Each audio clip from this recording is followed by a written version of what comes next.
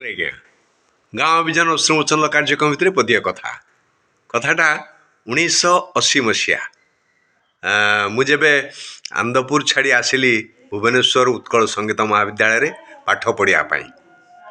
ଏଠି ଆସି ପହଞ୍ଚିଲା ପରେ ଅନେକ ସାଙ୍ଗ ତିଆରି ହେଇଗଲେ।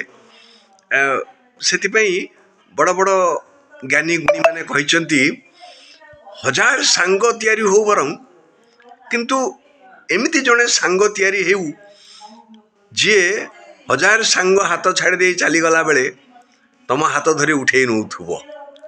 ସେମିତିଆ ଜଣେ ସାଙ୍ଗ ମଧ୍ୟ ଥିଲା ମୋର, ଅଛି ଏବେ ବି।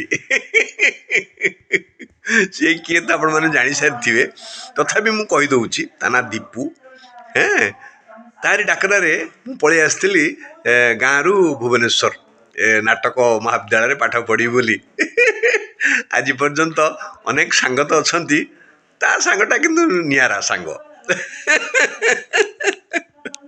ତେଣୁ ସେମିତି ବି ଆପଣଙ୍କର ଅନେକ ସାଙ୍ଗ ଥିବେ, ତା ଭିତରୁ ଗୋଟିଏ ବାଛିକି ରଖିଥାନ୍ତୁ। ତାକୁ ମୋ କଥା କହିବେ। ରହୁଛି ଆଜ୍ଞା, ନମସ୍କାର।